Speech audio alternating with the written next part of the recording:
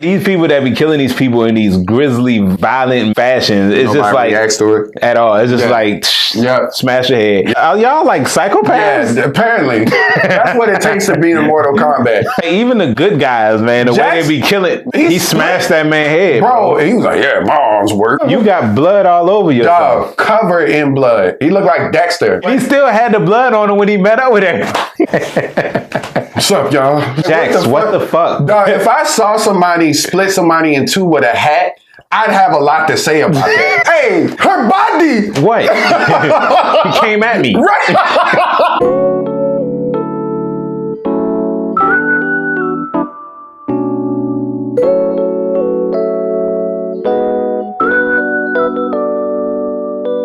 Hey, what's going on, y'all? Welcome back to Cinecism. I'm Eric. It's your boy Dante, man, and today we're going to be doing a review on the new Mortal Kombat. The main plot of the movie is basically the same as the original movie. Shang Tsung the Sorcerer and his, I guess, companions, if you want to call it. Disciples.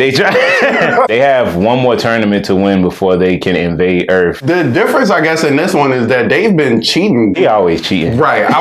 They make it a lot more apparent in this movie that they've been just picking people off in the off season. No official tournament actually takes place in this movie because Shang Tsung is trying to go against the rules and kill people before the tournament, so they have nobody to challenge them when they come to invade Earth. It introduces a new character by the name of Cole Young, who's never been in any of the games before. He was made exclusively for this movie. I imagine he will be in future games. He's recruited by Sonya and Jax because they all apparently have this marking. It's like some kind of symbol that signifies that they're part of this. I don't even know how to describe that shit. Like, what are they, the defenders of the realm? Yeah.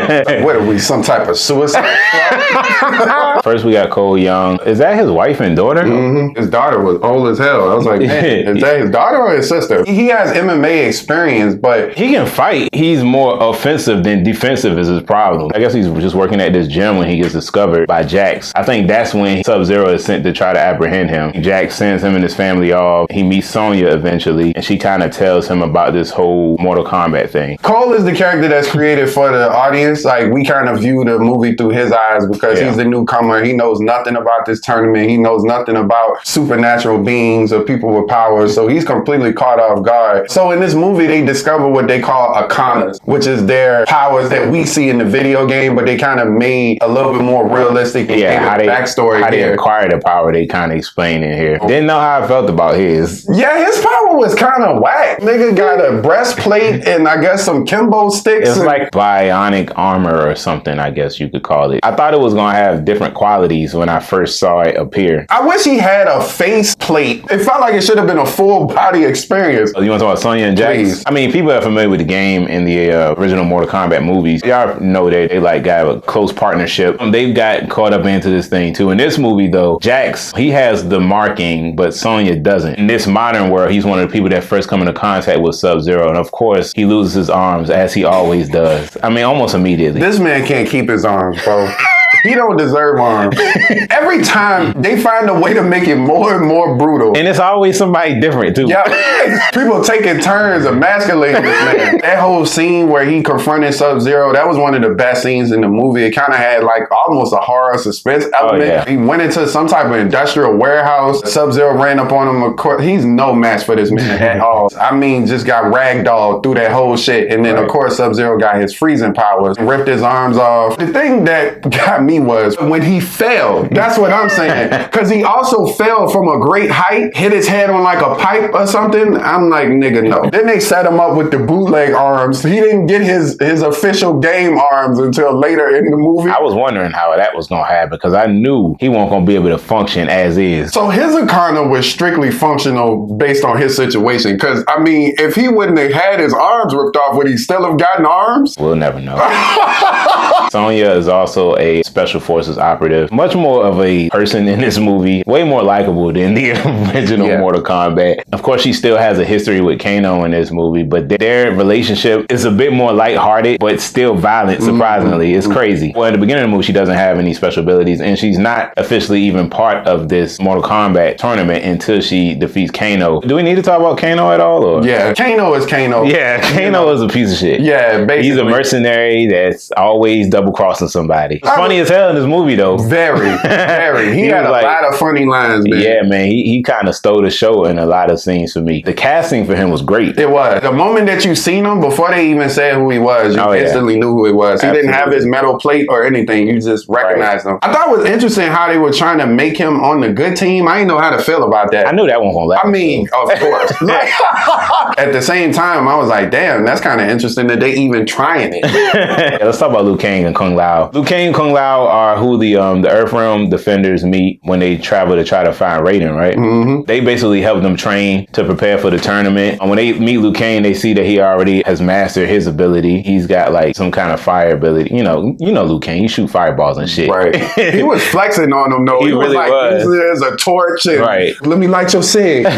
Kung Lao is one of Liu Kang's, he's like his cousin or something. He called him cousin. They got a close relationship. They've been training together since they were like kids. Kung Lao's intro was so damn hard, man. I think he had some of the best scenes in this movie to me. They were the two characters that I felt like were incredibly game accurate. Liu Kang and Kung Lao look exactly like they look in the game. Everybody else had a slight variation to how they look. That was classic Liu Kang, classic Kung Lao character design. That fucking hat, man. You wouldn't think it would be hard. Man, he killed it. And he did his game fatality in this bitch. Yeah. Where that jump be spinning on the ground. He did. So in this movie, Sub-Zero and Scorpion's relationship is way more fleshed out and focused on than it has been in previous movies. Fans of the games, you already know some of their history. This version of Sub-Zero murdered his family. Scorpion is killed by Sub-Zero early on in the movie, way back in like the 17th century. And he's sent to hell. I don't even know why, because they didn't explain why he went to hell.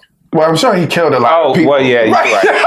That makes sense now that I think about it. He murdered a lot of people before he even died. So yeah, even though he's only in the beginning of the movie and the end of the movie, he's seeking revenge on Sub-Zero for not only killing his family but also killing him. We also find out that Scorpion is part of Cole's bloodline, which I didn't know prior to watching this movie. So I'm glad that was kept. I wouldn't say a secret, but it wasn't spoiled for me on the internet. Sub-Zero in this movie is just this cold-blooded, murderous psychopath. He don't give a damn about nobody. He works as Shang Tsung's main henchman. You know what's interesting? Scorpion and Sub-Zero's clans spoke different languages. I was like, no wonder they beefing. I kept wondering why at the beginning they were saying Chinese. And I was like, okay, well, all right, well, clearly he's speaking Chinese. But then it would say Japanese. And I was like, oh, okay, that's why they keep making it known. Right. I thought that was so bizarre that they put in brackets Chinese. I was like, well, okay. I felt like they took a page directly out of the recent Scorpion's Revenge movie. Of course, it took place differently, but it was still the same concept where Sub-Zero was directly responsible for killing his family and then killing him. That's been the case for a while, but the thing is, they keep changing it. So originally when this happened, Sub-Zero killed Scorpion's family, but it was revealed that it was Quan Chi, like disguised as Sub-Zero. Now I think they've reckoned it to where Sub-Zero did in fact kill Scorpion's family. It's two different versions of Sub-Zero. So like this version of Sub-Zero was the more evil one, but the version of Sub-Zero that we got later, and they did this in Mortal Kombat Annihilation too, that was his younger brother who took on the mantle of Sub-Zero, but he was like more of an anti-hero / hero. If they make a sequel, this version of Sub-Zero is probably going to become Noob Saibot if they sticking with that story, which I think would be dope to see. I really appreciated the use of the signature moves and the fatalities. The original movies, they were both PG-13, I think, so wasn't a lot of gore, which is ironic considering the rating of the original games. I appreciate that they committed all the way to the violent nature of the games, because I mean,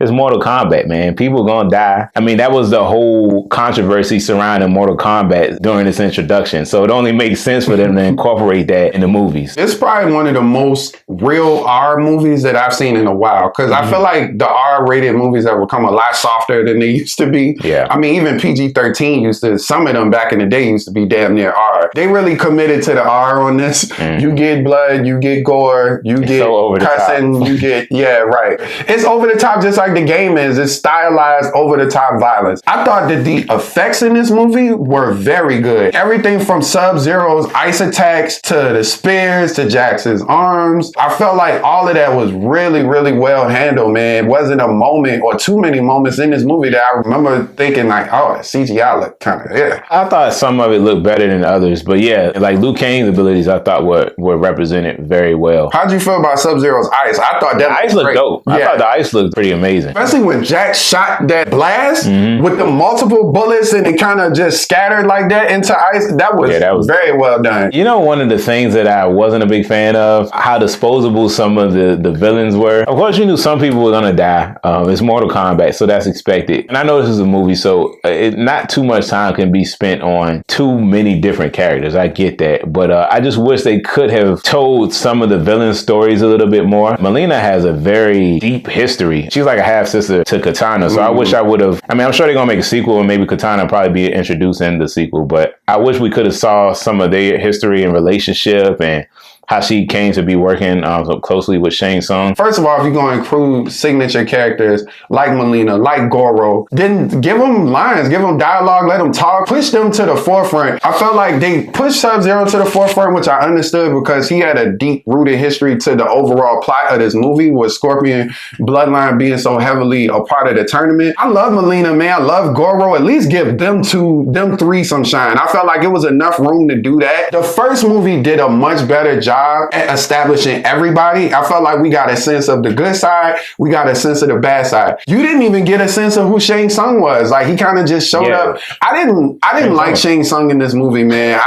He wasn't memorable. He wasn't really anything. I think Shang Tsung was probably the best thing about the OG Mortal Kombat movie, honestly. So I wasn't even really expecting this version to hold up to that, but I definitely would have liked to see a little bit more. They literally threw Goro away. Like, he had a minor fight to fight. I can't believe they let this man beat Goro. Nigga, what are you even saying? Like, that's Goro. The new guy? Yeah, no. Really? Absolutely not. And then, honest to God, the villain selection they chose was a whack lineup. I'm kind of glad they chose that. If they were gonna, like, take out villains, I would have rather them be lesser known villains than, like, the main villains. I think that's fair. As crazy as it sounds, the story in the first movie is it's a better told story. I felt like that first movie had a flow to it. Like, it felt like a story that was linear. This felt like events just kind of randomly happening all over the place, and then they tied it together. Shang Tsung and them kept showing up at the dojo, and it was just like, nigga, all right, they showed up once, they showed up twice. I wish that they would have spread this movie out over more locations, for one. Everything was very stagnant, very much in that temple, in Sonya's house. Them was like the two places. The first movie it felt like a realm where the tournament took place. It had a lot of character and personality in the environments. Outworld looked like something. Outworld here looked like Nevada or some shit. Were they out in the desert or something? Like, it didn't look like this dystopian land. Yeah, man, this movie just lacked in the personality that I felt like the first movie had. With the exception of Kano, people didn't really have memorable moments, memorable lines. And where the first movie lacked in the action piece, it made up for in that piece of the movie with the personality of the characters and that type of thing. That's one of my last things. Raiden trash. Oh, yes, that's what I want to bring up. Raiden is garbage yet again, bro. Man. He's worse than he was in the first movie because he talking cash shit. Right? He really is. He ain't have no words of wisdom. Raiden is an asshole. Yeah, oh my God. He kept saying he couldn't get involved, but I'm like, bro, if Shang Tsung is breaking the rules, then I'm sure you could too. What the fuck? Right. He don't seem to care about the elder gods, so why you keep playing by the rules? He said, go back home to where his family go back to your family. Right? And some type of Mr. Miyagi trick to unlock his Arcana. Bro, if you knew they was going to send Goro to that man's house, it's got to be an easier way. You could have killed him and his family. Raiden ain't never going to be shit. I hate this nigga, man. I hated him in this He's never movie. that bad in the games, though. Like, let me read. Sometimes he is. Sometimes he making some very poor decisions. He's asshole-ish in the original Mortal Kombat. He's a asshole in this movie. It's a difference. Jax was like, yeah, Raiden, why couldn't you help? Why you ain't save him, right? He's like, yo, Raiden. Asking the questions that matter. That's what we be thinking. Right? What you doing? I didn't like his character design either, man. You don't be liking his character design. What you want to see, man? I wasn't a fan, I guess, of the casting. The dude ain't really look like Raiden. He ain't have white hair. I don't be knowing what Raiden is supposed to look like anymore. I'm gonna be honest with you, because he's gone through a lot of different incarnations. Yeah, he's one of the, like, facially, he's not that consistent compared to everybody else to me. I thought this Mortal Kombat Kombat reboot was a pretty solid watch, man. I enjoyed all of the fight scenes. I just wish they would have focused on some of the villains a little bit more. My expectations are pretty low when it comes to video game based movies, so I wasn't expecting a lot. And I think that will determine what you get out of this movie, whether or not you will really enjoy it or think it's okay or dislike it. Overall, I think I'm going to give it a 7.5 out of 10. I actually enjoyed this movie as well. I had gripes with the story and the characters. Of course, I understand why they probably wouldn't focus there. They feel like that's not what people will come to the movies to see. That's kind of just going to depend on you. I'm a character person. I appreciate it. It helps me be a little bit more invested in these movies overall. But because you know the characters already, it didn't sting that badly as it would if these were unknown characters completely. The action is so good in this movie. I was thoroughly impressed. Even just the choreography in general, man, was just fun to watch. It was very entertaining. It's not the greatest movie you're going to ever see, but of course, I think if you're going into this wanting to see a fun Mortal Kombat movie, then you'll enjoy yourself and have a good time. So I'm going to give this movie a 7. All right, y'all. Thanks for tuning into our review of Mortal Kombat. Hope y'all enjoyed that. And as always, don't forget to like, share, and subscribe to our channel. And if you have any suggested reviews for movies or shows or trailers, don't forget to drop a comment below. And if you guys have seen the new Mortal Kombat, please tell us what you think. How'd you feel about the action? How'd you feel about the characters? We'd be interested to know also how'd y'all feel about how this stacked up to the original movie. We appreciate y'all, man. Yeah, thank y'all. Peace.